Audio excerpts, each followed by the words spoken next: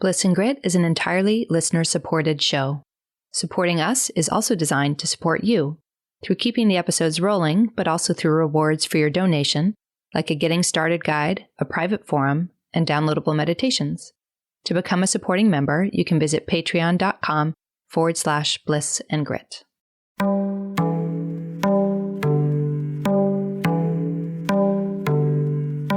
Hello, beautifuls. You're listening to Bliss and Grit. I'm Brooke Thomas, and I'll be joined soon by my dear friend and co-host, Vanessa Scotto. On the show, we're having conversations about the awakening spiritual path and what does that even mean? What is a real evolution of our lives? How do we ultimately embrace everything, the beauty and the crazy, the joys and the messes, the bliss and the grit that is a human life? Thank you for being here as a listener. We hugely appreciate it. If you want to stay up to date on all things Bliss and Grit and get a weekly digest of the resources that we are currently loving, you can go to blissandgrit.com to subscribe. And if you're wanting more in-depth support as you navigate your own path and internal process, we both see clients privately. So feel free to go to the website for more information on that as well. The last thing before we head into the conversation, we do sometimes curse. So if you are in non-swearing company, you may want to wear headphones. Okay, here we go. Hello, Brooke. Hey, Vanessa. Did you have a nice holiday weekend? I did. I had a lovely time. I keep it Friendsgiving every time. I know. Every year I kind of envy that. There's much to envy. Mm-hmm. Well, after spending a week in close proximity to my parents, my husband and I go and we stay in their apartment and we're with them a lot. I thought today's theme would be excellent to look at codependency. Let's do it again. It's like our greatest hit. Every time we bring it back, it's gold. It's always good stuff to look at. Right. It's hard to understand if this is just our current level of awareness or something even more global than that. But it just seems like codependency is the thing for a lot of people, if not all empaths, but really not allowing our state of well-being to be determined by our external circumstances. I mean, that seems to be part of the human journey, right? Mm-hmm, for sure. So what I was thinking of is, okay, I had a wonderful week with my parents, and here's one of the reasons why. I didn't seem to be as subject to patterns of codependency as I did in the past. So, for example, every time my parents had an up or a down, it didn't appear like I was internally tracking and matching them. So that was like wonderfully liberating. Mm-hmm, that's huge. Yeah, it seems so simple, right? Like just don't mirror the people that you're around for a week, ta-da, or don't try to fix them, or don't try to convince them, or don't try to make them see the light or be different than they are. Mm-hmm. But it's a miraculous difference in the quality of the engagement and in the quality of your experience. And so it really got me thinking again about codependency. And right before I left to go see my family, I was having a client session and we were talking about codependency. I'm going to see if I can kind of get these words out of my mouth in some way that sounds articulate. But one of the things that came forward for me as I was sitting with this client is that if we look at the difference between codependency, like if we were to say, hey, what is codependency and what would it look like to shift out of codependency? We need to talk about what could healthy relationship be like if one wasn't in a state of codependency, right? And we need to look at what healthy relationship could look like given that we are empathic, we are caring, we are compassionate, we are called to service. So many of us, we want to help, we want people to benefit from our presence in any way possible, right? And so I was thinking about, okay, what's codependency versus interdependency, right? Relating. And as I was talking to this client, what came up for me, they were caring about their parents, much like I did, and like not wanting to see them suffer. And it just occurred to me that on this healing path of resolving codependency, the goal is not to become some uncaring, hardened person. It's not to become someone who never extends themselves, never helps, never serves, never offers forward what's within them to offer. We're not trying to be jerks. Mm-hmm. And sometimes I feel like in the world of oversimplifying teachings and in social media and memes and all of these things, it's almost presented like too far to the extreme when we talk about the ability to set boundaries, which is one aspect of healing codependency, for example.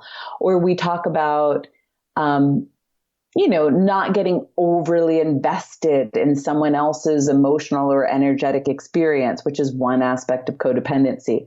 Whenever we talk about that, don't you feel like sometimes it gets reduced to such a simplistic level where it's like the caricature they paint is like, I don't care about anyone, self-priority 100% of the time. It's all about self-care and me. Do you ever get that feeling? Yeah, totally. For sure. My mind went in about 30 directions. So I'm trying to decide which. I get excited, people, when talking about healing codependency. So I'll go with the separate self idea, right? So if we can all just accept that what's happening in our world right now is that we all believe that we are separate people, right? Like, I sure grew up that way. It's just an accepted fact. I have a name and a body and a history, and so I'm a separate person. And then we live in cultures that really emphasize separation. So it makes sense that we would get stuck in this codependency issue of swinging the pendulum to one extreme or the other. So in one example, which people might consider the codependent example, I'm a separate self who's all on her own and who's really good at fixing, helping, doing, making things happen. And then the alternative in the separate self framework would be to be the separate self who's only going to be for themselves. Mm-hmm. Only going to okay, well, now the job is set my rigid boundaries, do self-care all the time, turn people away when they're really hurting. And it's like we get stuck in this dynamic because what's missing, the difference when we pop out of the separate self model, and I think it's really timely that this conversation is coming on the heels of our most recent conversation with John Prendergast. What's missing is the heart, from that equation, that if we're living more from the heart, it's much harder to buy the idea or even the experience that we're separate. Because when you live in your heart, you just can't get out of the fact that you care.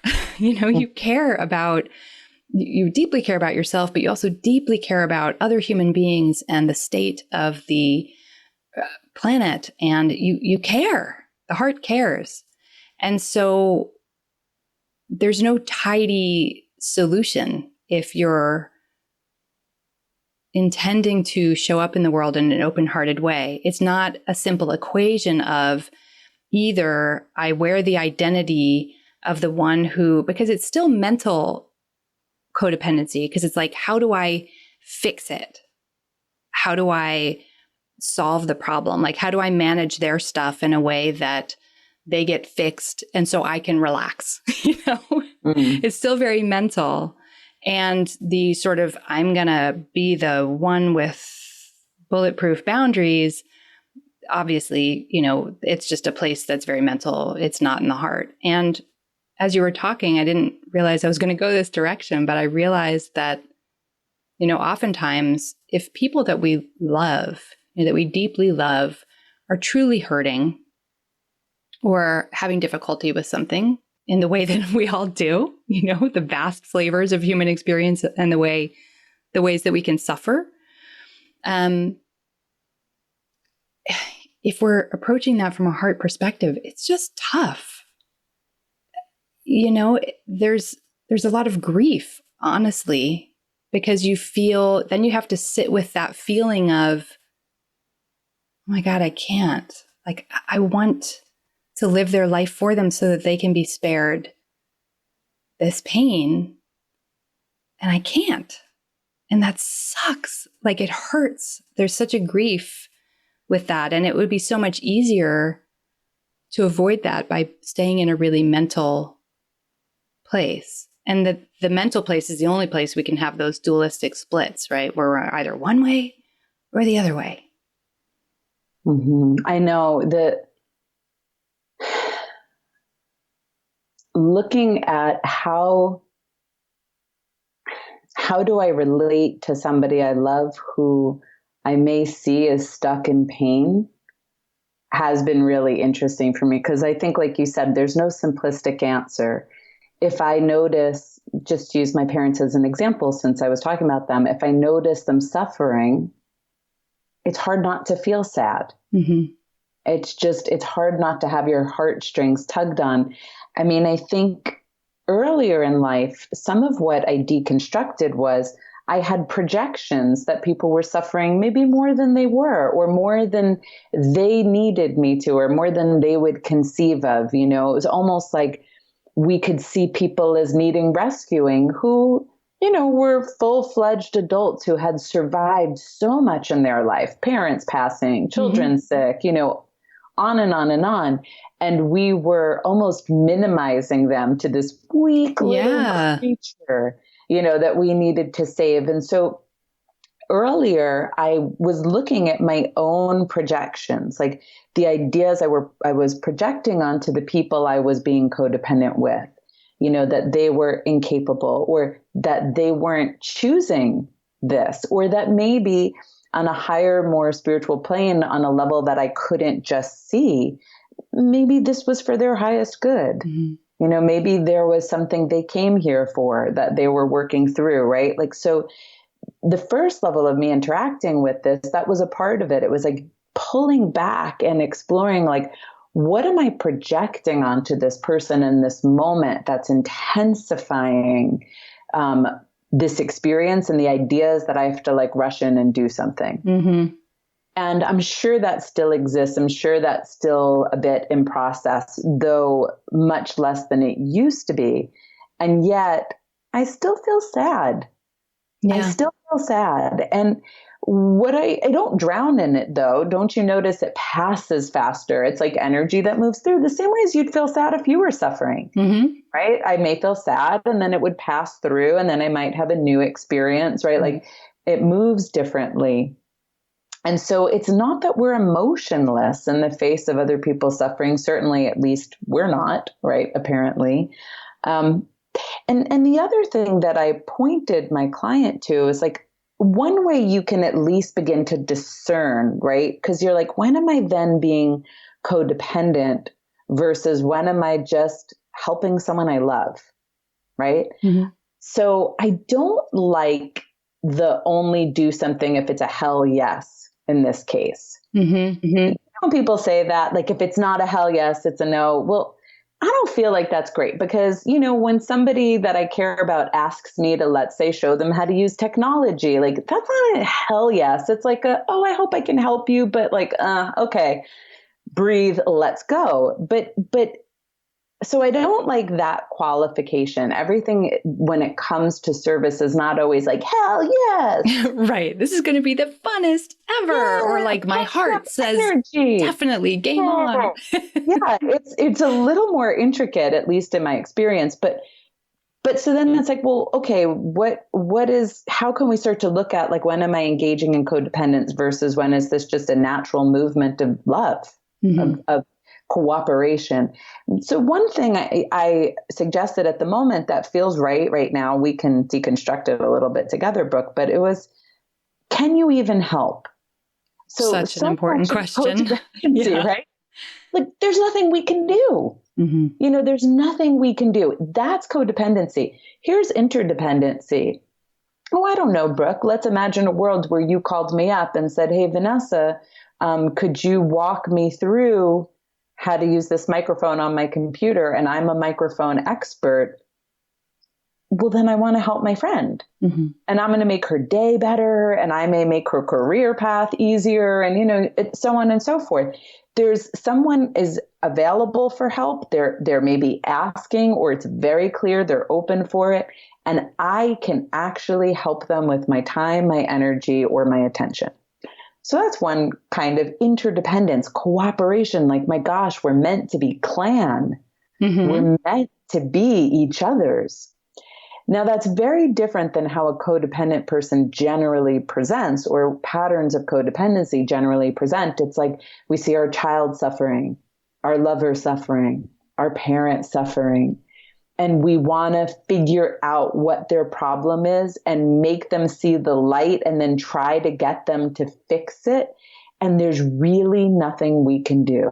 Yeah. We can't bake in their willingness. We can't get them to go out the door and seek the right help. We can't get them to understand what we're saying.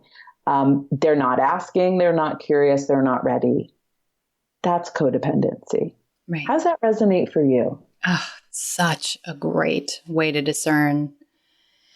And it's where we come up against this,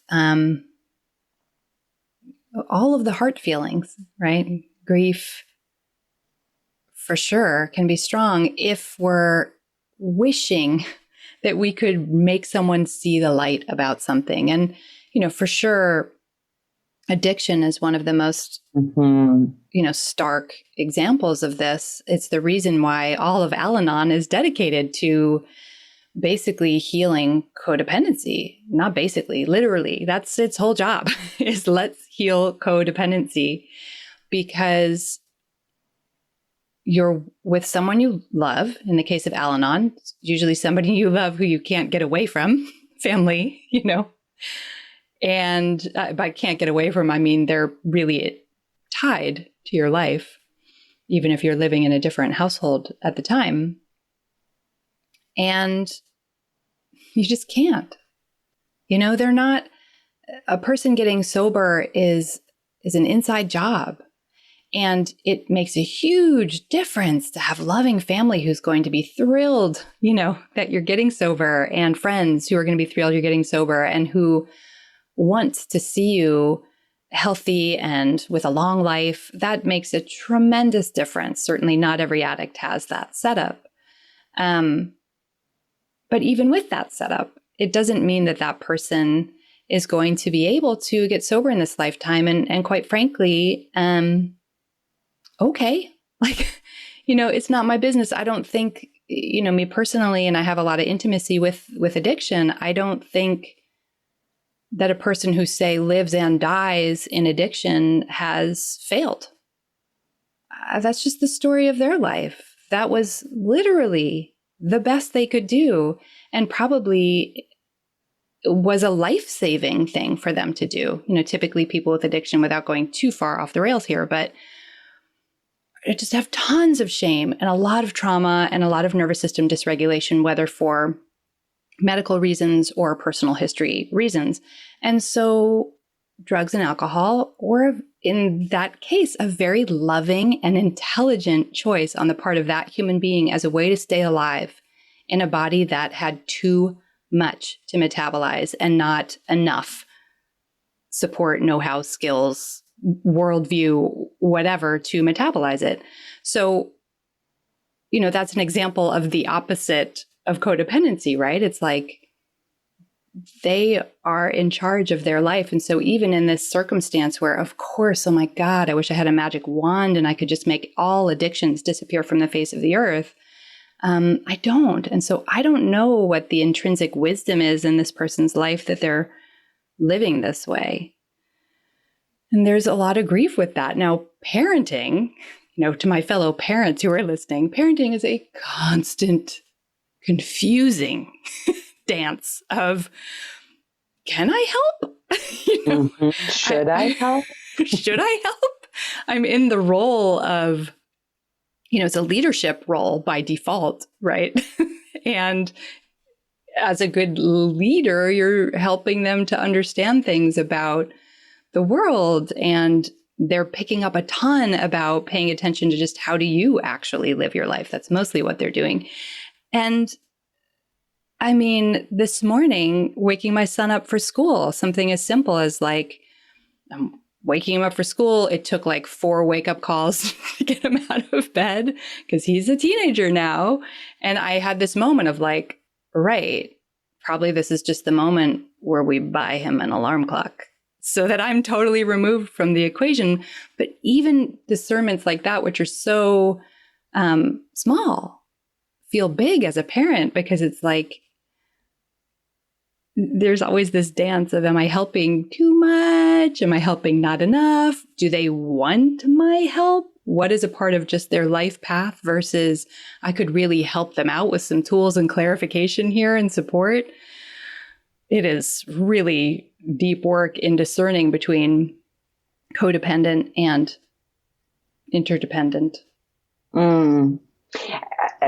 It's the same when you have clients, right? Because you are, if you're doing practitioner work or healing work, is because you are in a position of a facilitator, right? Someone's paying you and you're facilitating a process. And so the discernment becomes a little bit more cloudy. Like there is some responsibility, but what is that responsibility? I think in order to be really thorough about the question, like, can I even be helpful? You would need to define what helpful would mean. So I don't know a ton about addiction. I mean, I went to school and we talked about it, but it's certainly not an area of specialization for me or that I've had a ton of up close stuff with. But, you know, even in that case, it's like, when is it helpful versus when am I enabling? There's a discernment. If you think about your friend who's asking you for money for the fourth time and who never pays you back, like, yes, they may have a crisis where they need it, so it would seem helpful, but will it stop them from looping in that pattern ultimately, right? Like, so what is helpful? You know, from our perspective, at least, I think I can speak for you, Brooke. I know for me, the way I tend to look at helpful is it for their highest good? In other words, will this support them somehow in getting more free? Or that's with a bigger question, of course. Like if someone just has a tech issue and I want to sit down, I can help them. I do help them, right? There's some very simple things that are right there. But the more naughty situations are what I'm talking about. Like I had a friend who needed money or she was going to lose her kids. So I gave her money. She was going to lose her kids. Right? No, it was a no-brainer for me. Then over time, though, you kept seeing the same person needed money. The same person needed money. Now, this person had other recourses. They could have gotten a full-time job. They could have done this. They could have done that, right? Just different choices in their life. So at what point am I enabling a pattern? So just because I could help because I had the money available, it starts to become like, is this helpful? And I imagine that's got to be with parenting as well, right? Like, maybe you have the time, maybe you have the money, maybe you have the energy, but like, is it helpful? Yeah. Do I notice them becoming more, in the case of raising a child, of an adult? You know, there's this popular book right now, How to Raise an Adult. And just having the frame, like, that's my job, is not to be liked or whatever. My job is to raise an adult. So am I?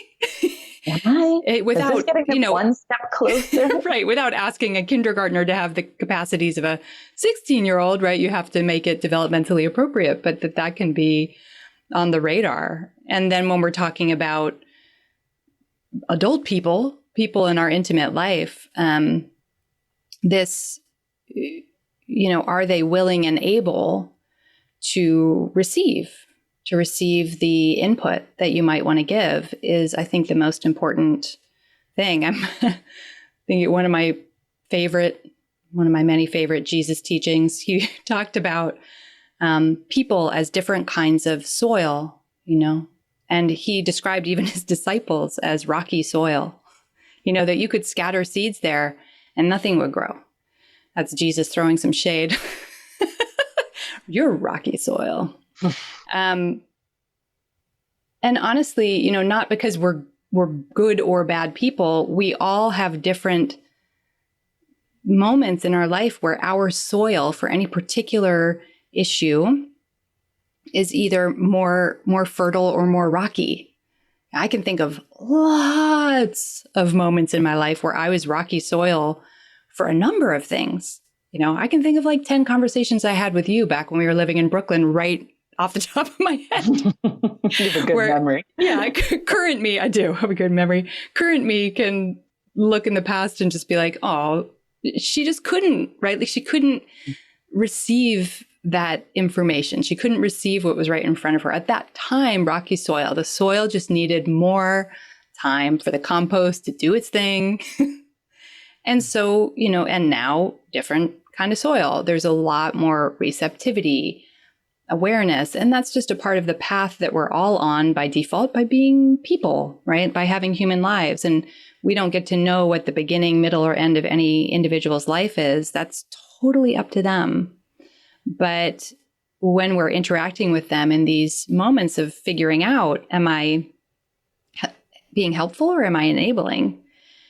We don't need to judge them as rocky soil or fertile soil, but we can see, as we give whatever the seeds are, whatever the nutrition is it put to use?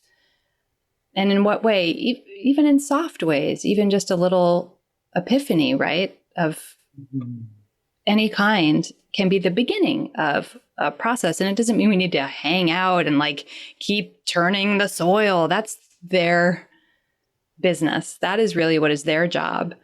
And that's, I think, what good interdependency is, what good relationality is just that we're always contributing something. There's always seed and we're always receiving something. There's soil. And how's it going? Is it working out? Right. How's it feeling for me? How's it manifesting for them? Right. It's like attuning to reality, admitting reality. Because I have heard, for example, I've had clients who they're empathic and they have come quite a bit of a way in their own healing journey.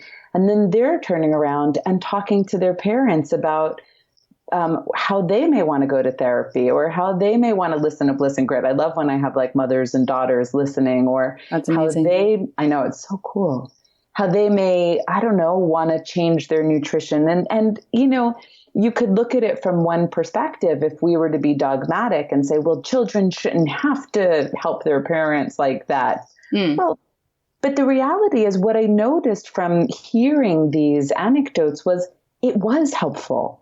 I'm hearing these incredible stories where the parents are ripening and they're seeking therapy and they're learning and they are listening to us and all of these different things are happening. So really then the question just simply is, are they curious? Like what you were saying, like, can they receive? Are they interested in your help? And that's a great difference between kind of preaching your newfound beliefs and ideologies and all the things that have been helpful to you at people and recognizing like they're asking me. They're curious. They're deeply curious. They're soaking it in. They want more. They're ready for this. And that starts to, again, be a differentiator. Like, we all know there's those wonderful moments of flow where we happen to give some advice or some insight or, I did this, and it's like magic for that person. It's the right thing at the right time and it changes their life. Yeah. We've all been on the other side of that, right? Of like interdependence. Oh my God. Yeah. We need each other. We really do. You and I speak all the time about how we wouldn't be where we are without support, without all the support that got us here, our practitioners, our friendships, our lovers, everything. Really lucky. Without support. We're really lucky. And we all need each other. So beautiful things can happen. Like, you can like give money to your friends and maybe it changes their life, but it is almost like being really deeply attuned to your own intuitive and empathic gifts, which tell you what is actually bearing fruit. Like, is this actually fruitful? Is this, as we call it in psychology, adaptive? Or is this just going to lead to a deepening of a spiral or their patterning, or just quite frankly fall on deaf ears, but exhaust me in the process, right? And it's not always so easy to tell because we have projections and we have patterns and we have painful feelings if we're in our heart that others are suffering.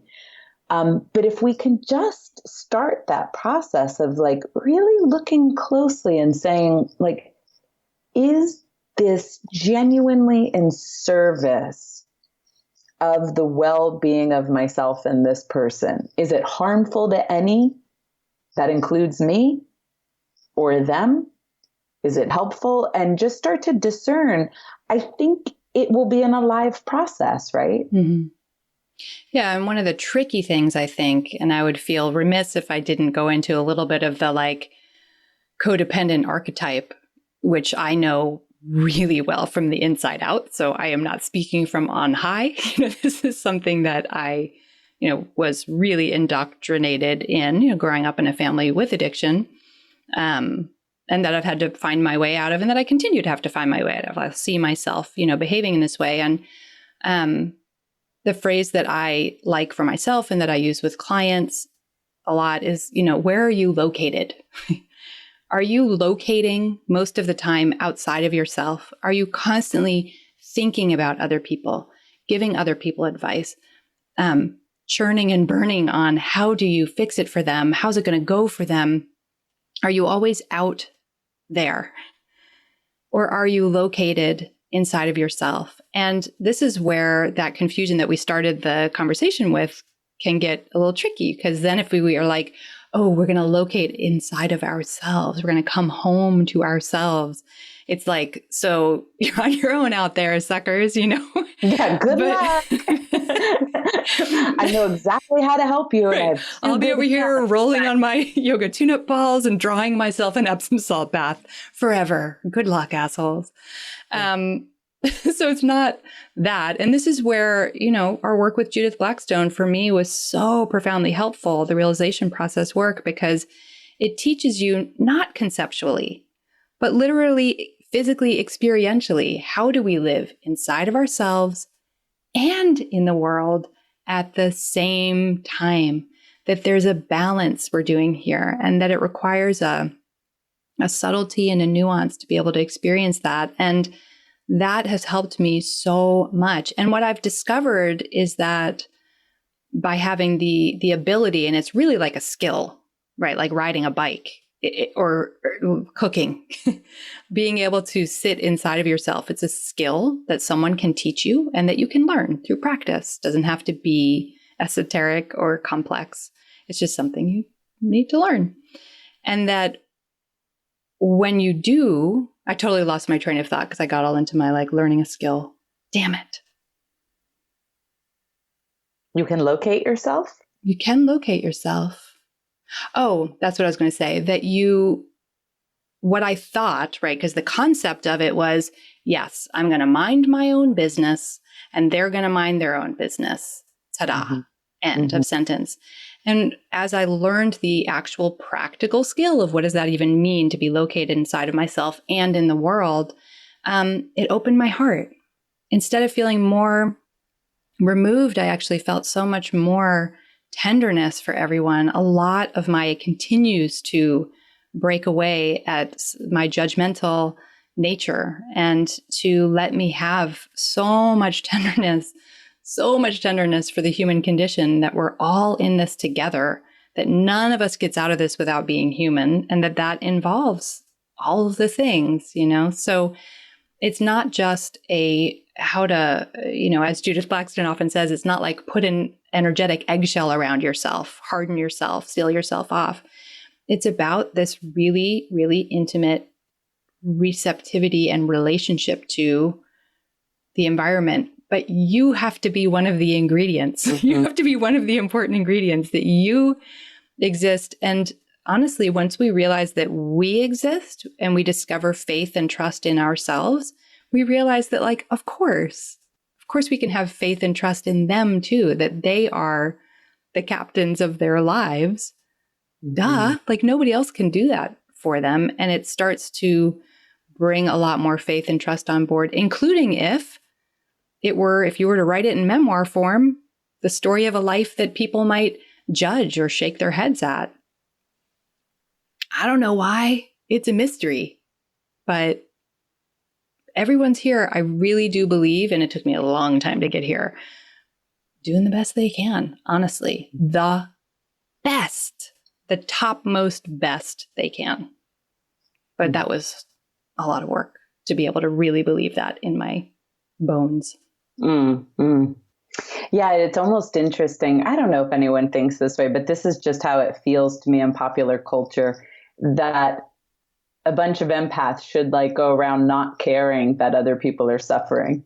And that's like just about as impossible gets, right? Like empaths are literally designed to be attuned to the experiences of others around them.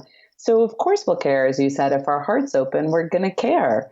So the answer is never going to be that we're going to be so disconnected, like, oh, well, you know, that's their shit. You know, it's not so straightforward as that. And the funny thing is, probably if empaths all wrote down a bunch of people they admire, they would probably all be people who've made a difference in this world, who didn't close their hearts to people suffering.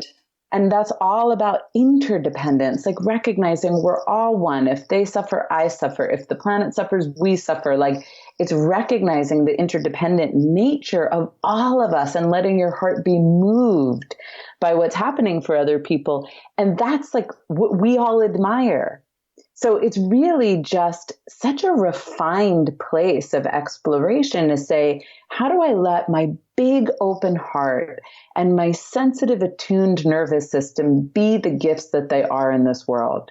Help who I can help, serve how I can serve, without doing harm to myself, without erroneous ideas that I'm someone's savior or I'm responsible, or that if they're suffering, I can't be happy, or I can't shine, or I can't find joy, and all of those little tricky kind of whirlpools that we can get into, because that's ultimately what we're hoping for. We're hoping to be big, open-hearted, attuned, present human beings, which most of the time is the best state we could be in to do anything for anyone, really. And half the time, it's all we can do is just be present. Right? Yeah. Presence is, sorry, what were you going to say? And when that fails, I just read something Matt Kahn had written that said, if you can't show up for someone lovingly that day, but you know they need it, like you're attuning to it, just pray that they'll get it. That's lovely. Right. Yeah, that shifts the whole flavor. Yeah, when all else fails, if you can't even bring presence, bring a prayer. Yeah. Yeah. And presence is, I think, one of those undervalued superpowers. Well, didn't we do a whole episode on that? Presence as our love language. Right. Yeah. Got the back issues. Yeah. I was watching something with Thomas Hubel recently, and he has this whole, collective presencing movement, which I'm not well versed in. So I'm not the one that's going to be able to put that in a perfect nutshell, but just watching him talk about, what I got from it is, it's just so powerful to get in a room with people and all of us to become present, physically, in person, live together, ta-da. But that is profound healing work for collective trauma. And that's what we're missing. We have such a weird culture now where we have to carve out space for that to happen, because we're all so fucking busy trying to earn a living and educate our kids. Everything got so siloed, for sure, since the Industrial Revolution, and the pace of life is really fast. And so what's missing is presence. And then you have people come along, like Thomas Hubel, or even just listening to the show, where it's like, let's just be present together. Oh, in a culture that moves so fast and that values people based on what they produce, of course, they forget that there's this whole thing. Being present with people. Really important, really healing, real powerful. I know. Don't you also find that oftentimes you're dismissing the simple truths as it couldn't possibly be that simple? You may sit and reflect to yourself, we do client work, right? So you may imagine, how is it I'm being helpful? What can I do? Did I say the right thing? Did I give the right tool?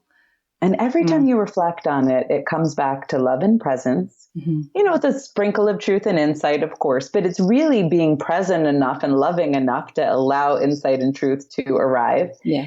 And it's almost like how breath is so important. But I'm like, oh, really? Are you going to tell me to breathe again? Right. Yeah. What's the fancy new trick? Breath, presence, love, safety. It turns out really, if we probably were to listen back to everything we've said for hours and hours, I don't know, almost 150 hours at this point, and we were to listen back, that's probably exactly what we would hear. Love, presence, safety, truth. What else is there? Yeah. So that's your little encapsulation, everyone. You don't have to go listen to all the other episodes now. Do it. You heard it here first. Do it.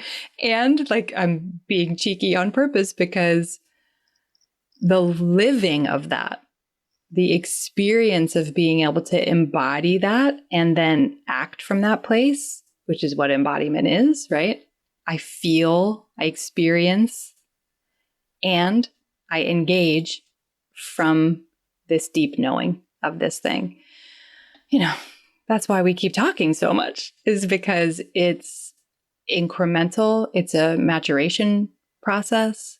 It's a process of consciousness shifting, but we get better and better and better able to do it until, hopefully there's some generation very soon that doesn't even understand why we had to talk so much about enabling and codependence. Like, well, didn't you just love each other? Didn't people just know that there was loving care in the community? Like, this is my fantasy, right? Is that my child is my real fantasy, or my grandchild would be able to say to me, like, that is wild. That is wild. Like, I was, I think I'm going to quote Instagram right now. I'm so sorry, everybody. But it was Charles Eisenstein, whose work I love. And he wrote something about, I think his wife is from, or his ex-wife, who he has children with, is from Taiwan.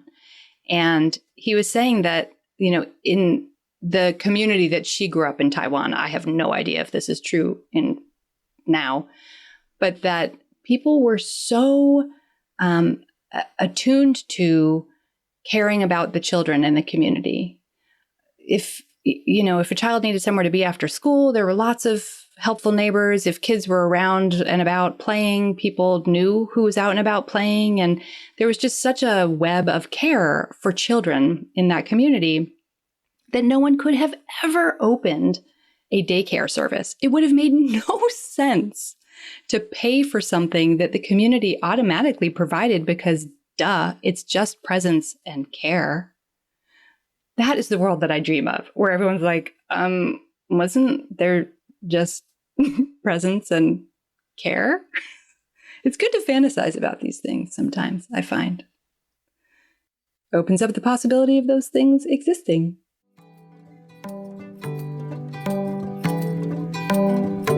Thank you so much for being a part of our community and for listening to today's show.